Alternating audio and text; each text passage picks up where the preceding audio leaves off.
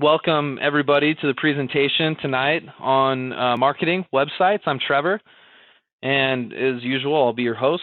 And we're going to talk a little bit about the way Google sort of finds web pages and websites out on the internet. A little bit of the theory behind that, so you guys can just understand the intuition behind how search engines work a little bit better. And then we're going to apply that to those of you guys who have newer sites that you're starting to promote. There's some real practical application of what we're going to talk about tonight.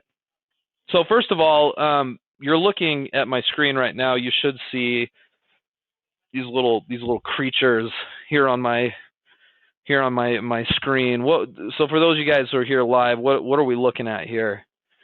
Some of you guys before we started the recording said we're looking at some nasty looking spiders, right? What are these? Or at least what are they symbolic of or representative of in this case?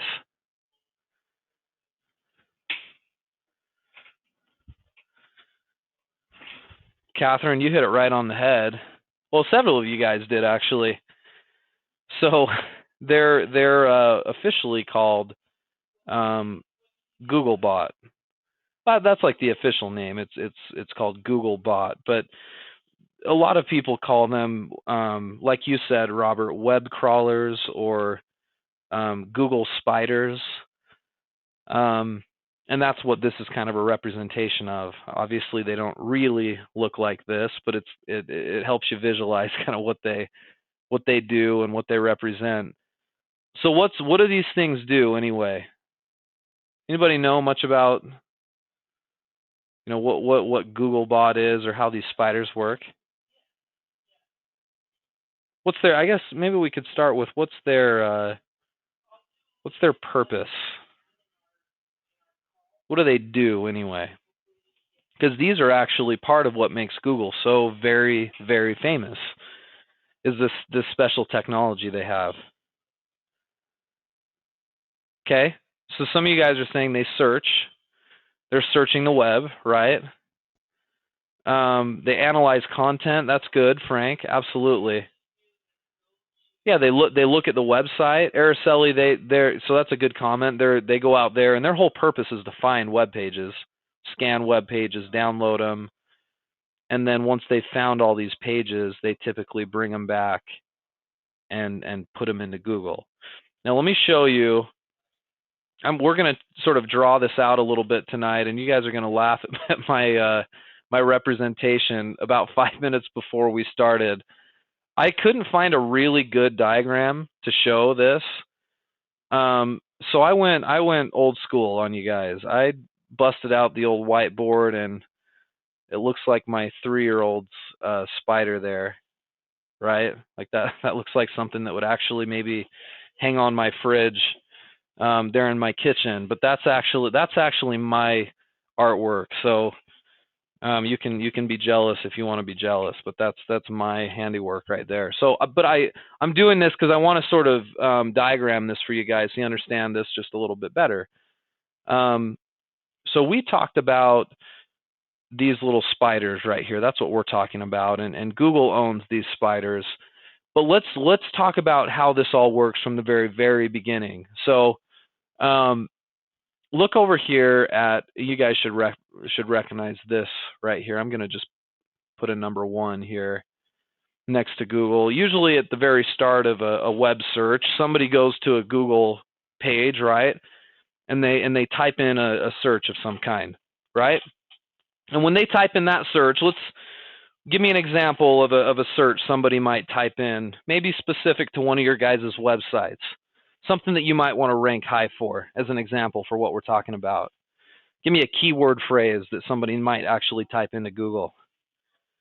Somebody want to give us an example?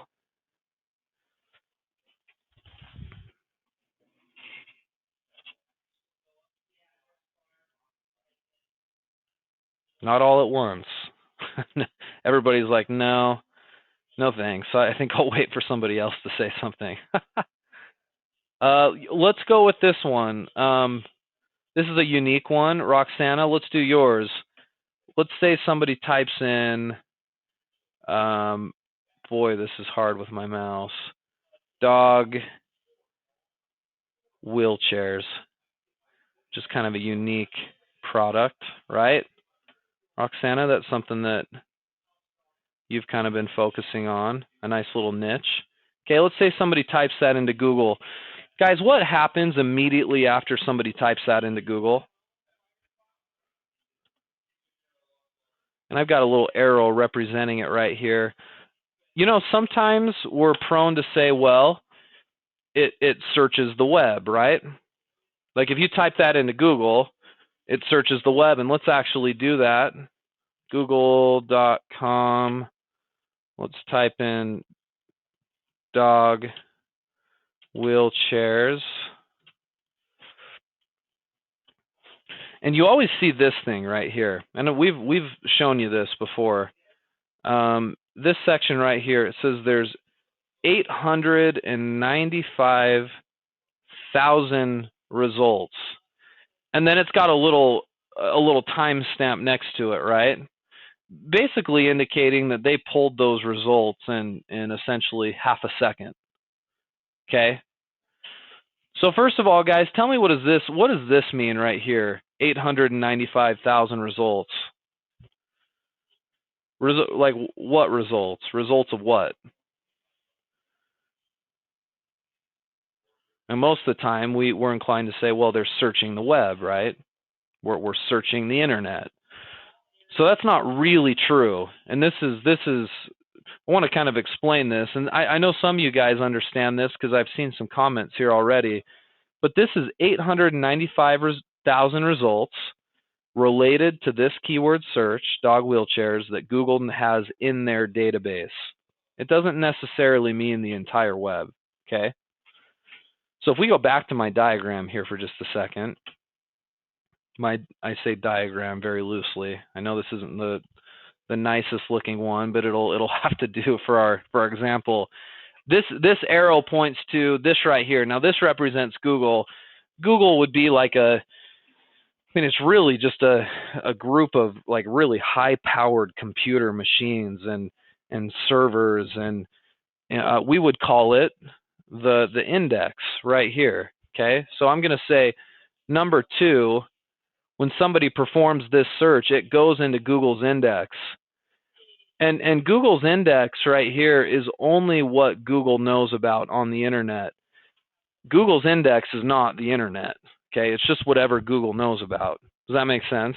There could be other pages out there on the internet, in this case, that are related to dog wheelchairs that weren't actually included in our search results here. Okay,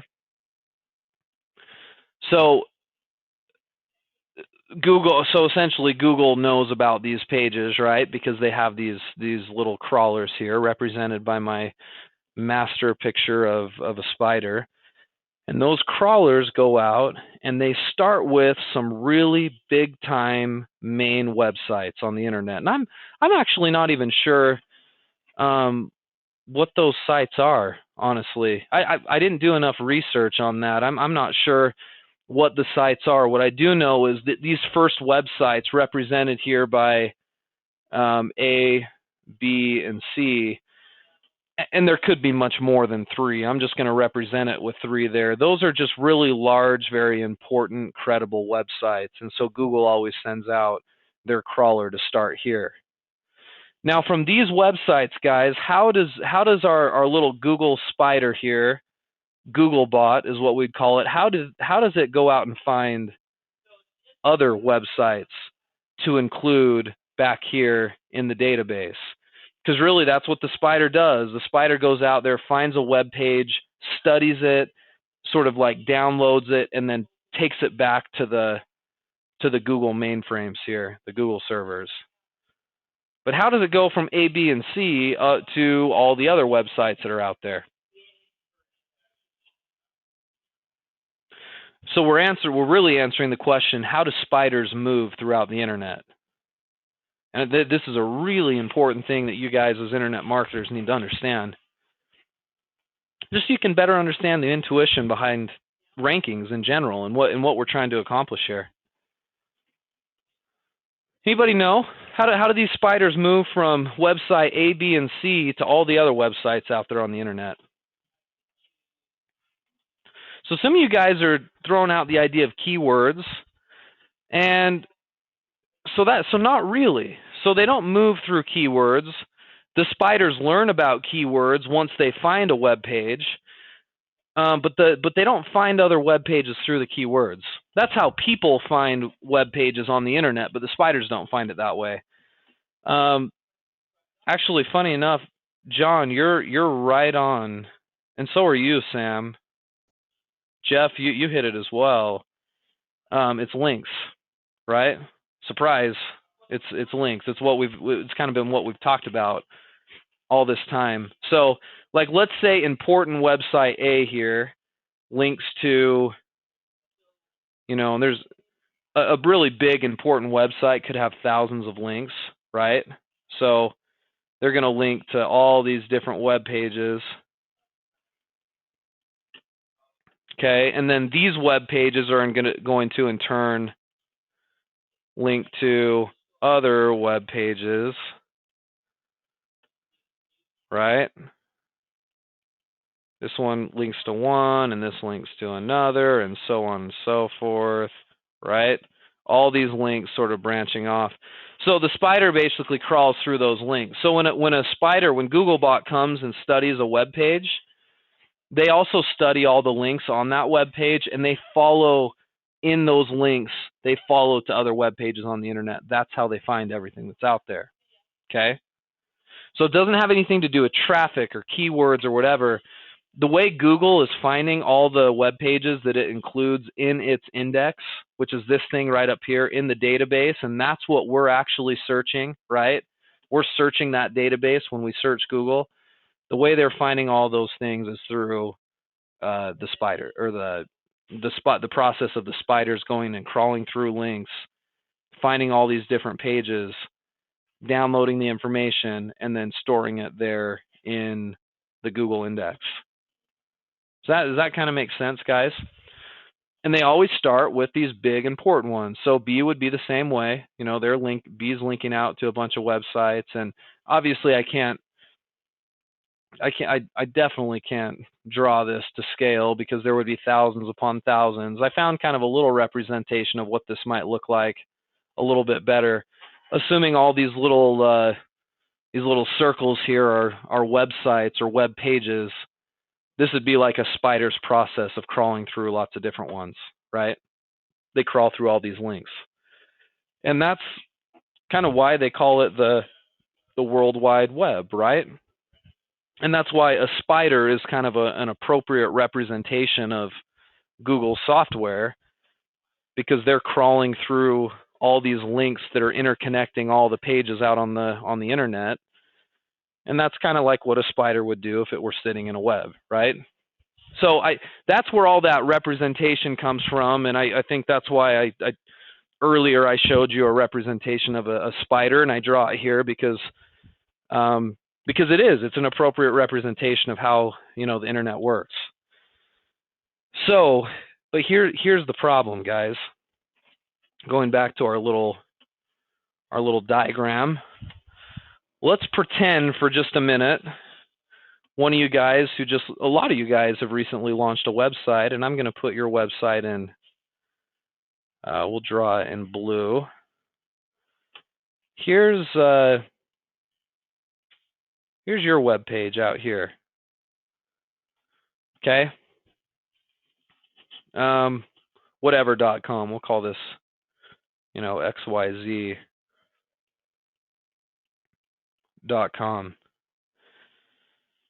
So if Google takes back information and includes it in its index from the spider, how does a brand new website like us right here, this is all of us, this represents anybody who's started a new web page on the internet, how does this get found by the spider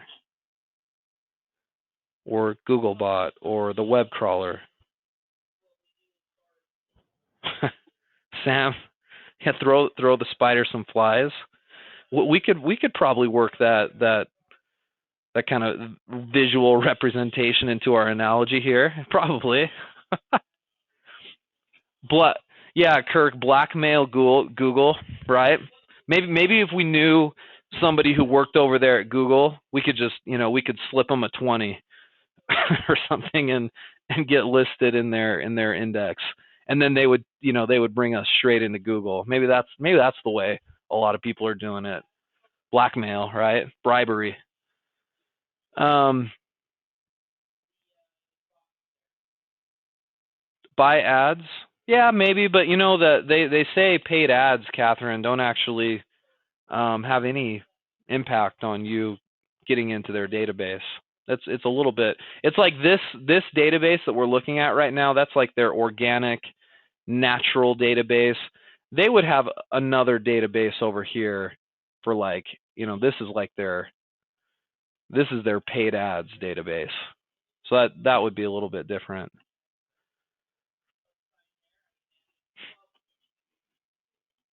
Yeah, good SEO, certainly, Sam. A lot of you guys have commented on one way that our site can get found.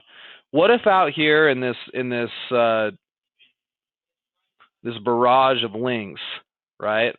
All these sites linking, and what if one of these all of a sudden links over to us, right? This guy right here, this random site out here on the internet, maybe it's a random blog that we post a link to. What if they link to our new site? Well, guess what? This Google spider is going to find its way through it. It's going to go to website A, it's going to work its way through, crawling through links, and it's going to find us. And once it finds us, it's going to download this information, and it'll probably find your other pages too, okay? So like if it finds one page of your site, well, guess what?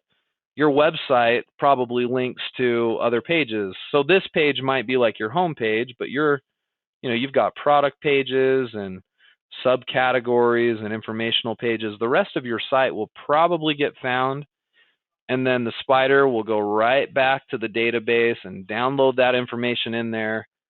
And then all of a sudden, when somebody goes and does a search for dog wheelchairs, if our site has appropriate SEO done on it, we could show up in the Google search results, right?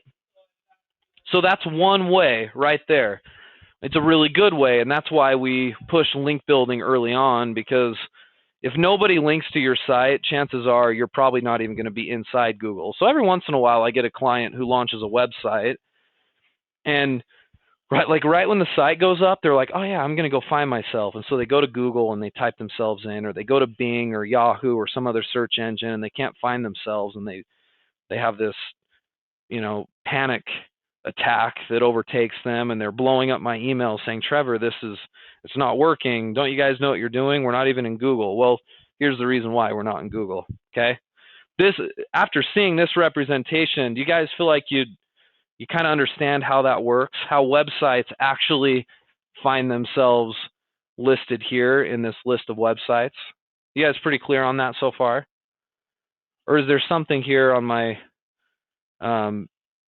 hideous looking diagram, hopefully effective, but albeit hideous diagram? Hopefully this is kind of illustrating this point well enough. Good. Okay. So we shared one way, it's links. Here's the other way. Let's take another website example that's sort of isolated out here. I'll use a different color. We'll use yellow. Hopefully you guys can see this. Okay, here's another website. This is abc.com. Okay, this lonely website that's not showing up anywhere online. There's another way. If this website didn't have a link going to it, you could certainly still get yourself included into the database. And here's what you use. It's called I'll write it here, an XML Sitemap.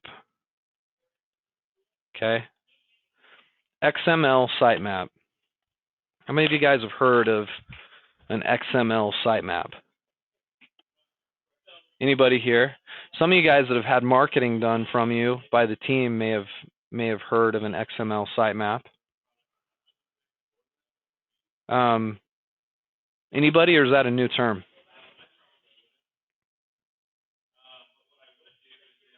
Can't see the yellow. Yeah, I know, it's hard to see. I can barely see it too.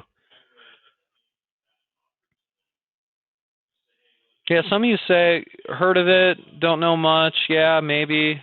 Some of you are saying it's brand new. Okay, so this would be the second way that you could really get yourself found and indexed in Google.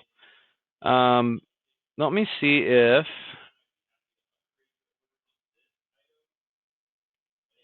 Actually, before I go on, let me share this link with all you guys. It's a YouTube link. Did you guys all get that link that I just sent out?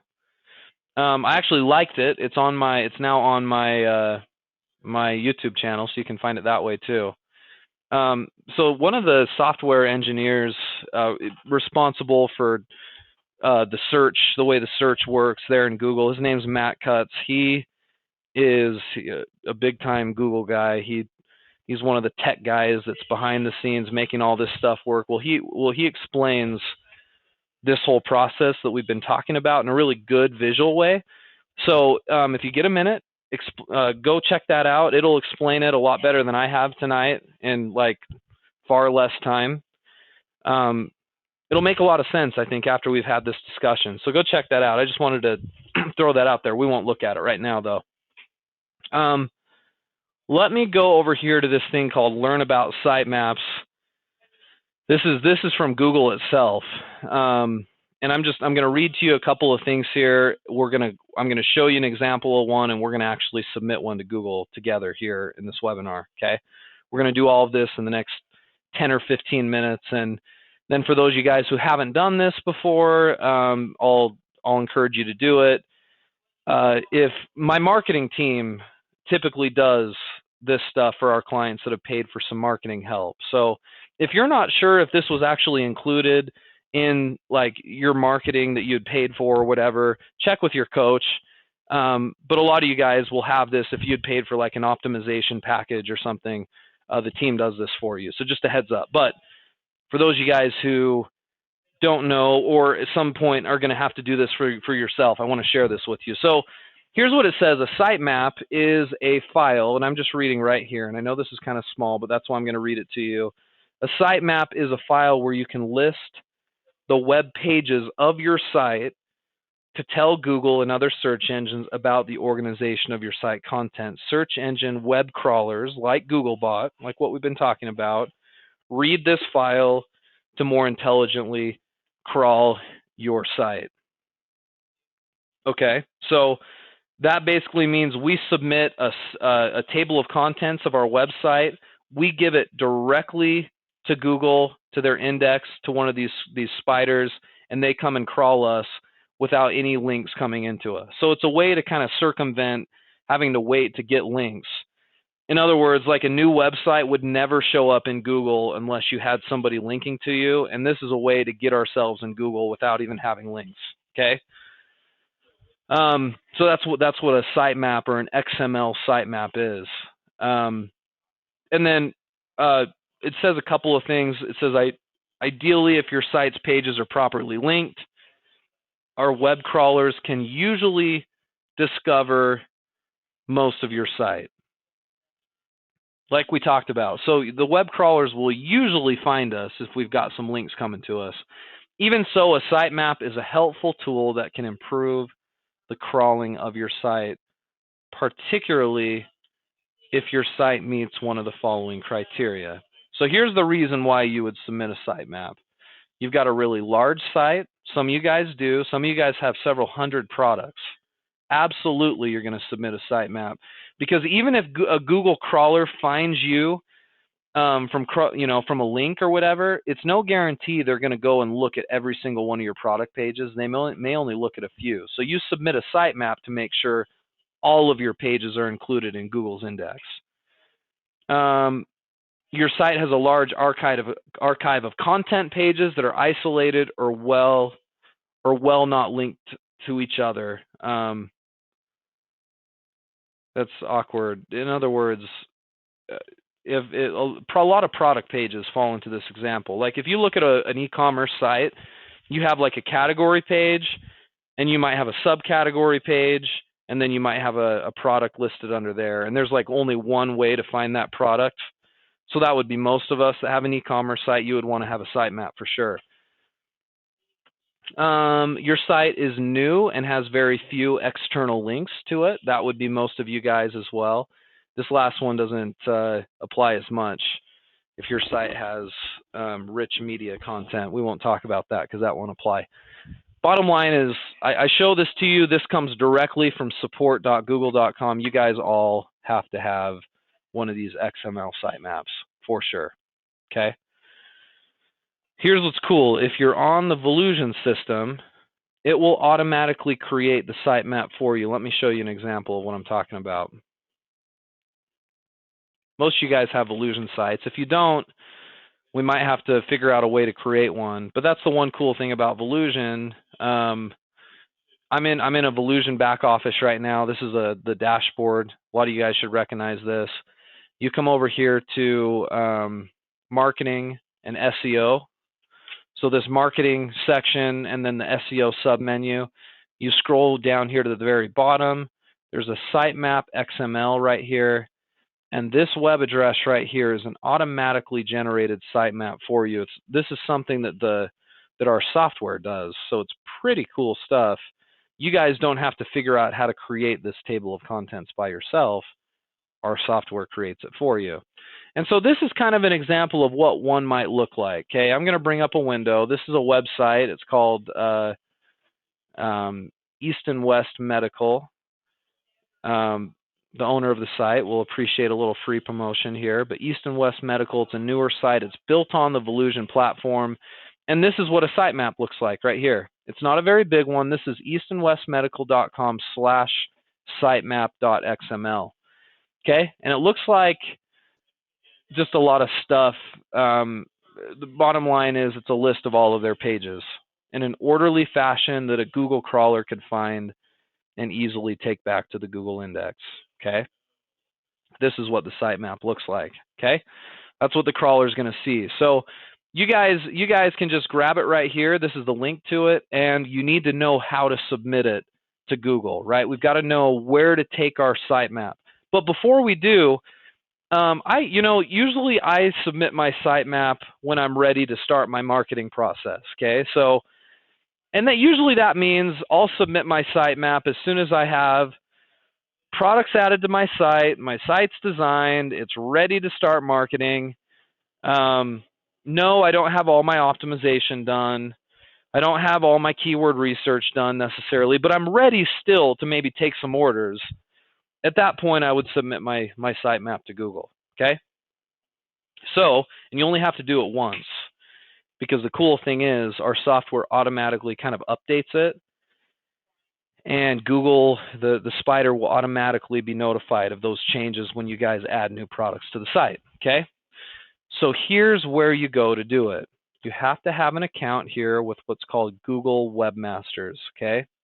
It's www.google.com/webmasters. If you don't have an account here, make sure you get an account. I'm going to sign in, okay? And I'm going to sign in with this specific account. You got to have a Gmail account typically. And this is the page you'll see for the first time. Remember, if you guys aren't sure if this has been done for you, check with your coach or check your marketing reports if you've been sent some marketing reports. But if not, then you'll need to do this. This is what it looks like. So I'm going to put in my website name, which is www.eastandwestmedical.com. Okay? And I'm going to hit add site. Now, what Google's going to do, and this might get a little technical, which is nice because the marketers or your coach can certainly help you with this if need be, but you go to this alternative methods right here and you select this first option, HTML tag, and they give you this HTML meta tag that we're going to copy and paste into our website's code, okay? So I'm going to copy this.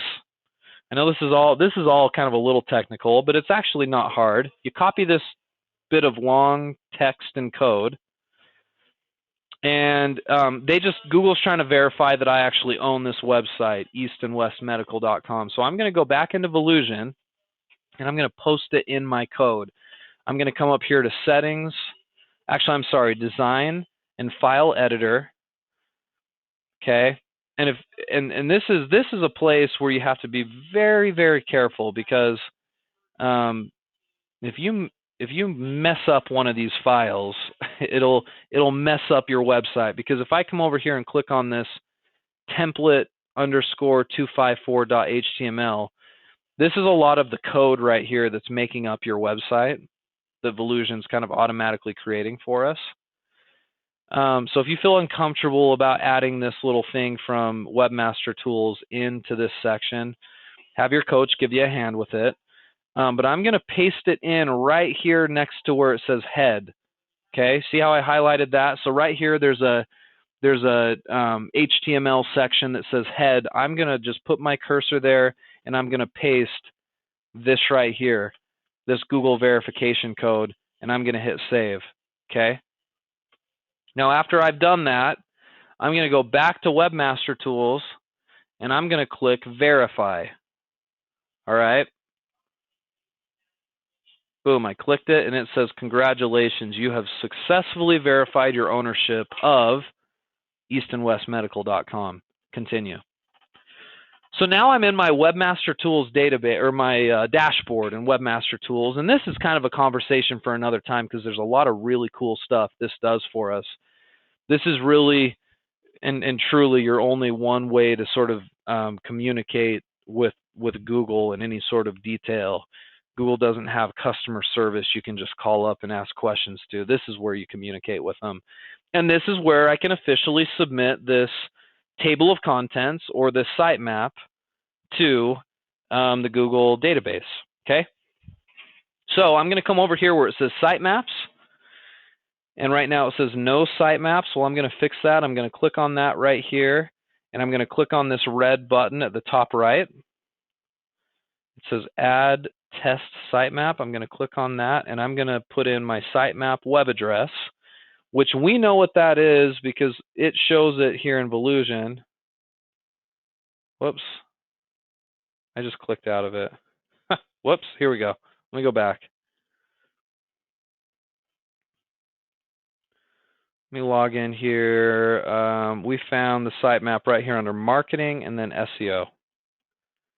This is the sitemap web address right here. So as long as I copy that and put it in, I'll be fine. So I'll go back to my Webmaster Tools right here. They've actually got my domain name there. All I have to type in is sitemap.xml. Okay? And I'm going to hit submit. Okay, so what just happened there? In theory, it says sitemap submitted. Going back to our, wherever it went here, here's our little diagram. In theory, what just happened there is we told the spider, we told Google about our sitemap, and we submitted it to their index. Now, right now, the spider is going to come and just sort of learn about our site. So it's not guaranteed we're going to be in there tomorrow, but probably within the next week or so, your site will get indexed, or at least a lot of the pages within your site. So if I go back to my Webmaster Tools again, I can go back to my dashboard, and then you can see right over here it says 15 URLs submitted. I submitted 15 pages. It's not a very big website. I submitted 15 pages to Google officially. And I can click on this, and it'll give me more information about my submission. Okay? Later on, and it won't show it right now, but later on there'll be a red bar next to this showing how many have been indexed. And it's not going to be all of them. It never is, but it'll be the majority of them. It should be for most of your sites. Okay? That means we've officially gotten ourselves submitted to Google. All right. I know that was probably pretty fast. which is one reason why we just recorded that whole process, so that you guys, if you need to, can go back and go through this process yourself, and you can watch this video, of course, as many times as you want. So in going back to the theory behind a lot of this, we didn't necessarily need to submit a sitemap, because in time you guys should be link building and Google should find your site anyway through the links that we're building, right? But Google's recommendation is even so, we should still create and submit a sitemap. Luckily, the Volusion software is really cool. We've got one automatically generated. You just have to get it submitted to the Google Webmaster Tools section, and then you'll be off to the races. Within the next week or so, you'll start seeing your pages get indexed in Google. Now, that doesn't mean that you're going to be ranking at the top of Google. That simply means that when somebody does a Google search, like we were looking at earlier, you're going to be one of those 850,000 pages listed in Google. Then the hard work starts. Those crawlers continually come back and study your site. And as they do, they also study lots of additional things. They study how many links are going to your site and from where. And they study how you're using your keywords, and if you're using H tags and meta tags, and you have really nice, unique content, and nothing's copied, and all the things that we've been talking about over these weeks, they're going to study those. In fact, they say there's over 200 different variables, little factors that they study, and they sort of award your pages various scores, and if you have high scores, you rank higher at Google, and that's the key. So our process tonight is about step one, which is getting found in Google. Step two is all this other stuff we're working on, link building and SEO, and so that we can actually get high rankings. It doesn't do us any good at all if we're included in Google, but we don't have high rankings, if that makes sense. Okay, so let me slow down for just a second and see what kind of questions you guys have. You guys haven't been asking a lot as I kind of lectured on that. So if you know your mind is about to explode, that's okay. If some of you guys are getting this, that's great too. Ask some questions. Let's see what we can clarify, because surely if you've got a question, somebody else probably does too. I'll give you a sec to ask. And while I'm doing that, I am going to just clean up some of these pages. Let me go back to our work of art. Here we go. So you can kind of visualize this whole process. You know, and I think in this process, when Google is studying all these pages, they're certainly, you know, they're counting links, and this is where they're getting all that data to help them come up with who should rank and where you should rank. Because they don't just find your page, they study it. And they study the keywords, and they study the links and everything else that you guys are doing.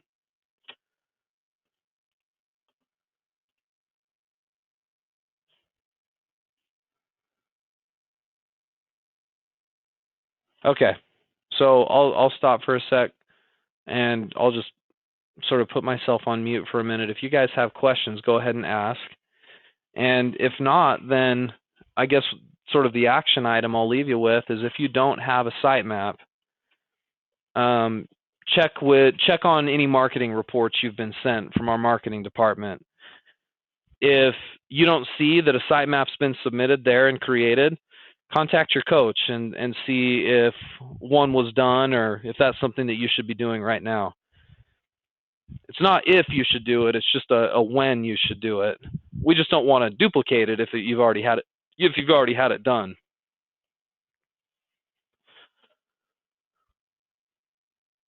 And of course, it's nice when you've already had it done, so you don't have to go through all these steps that we talked about.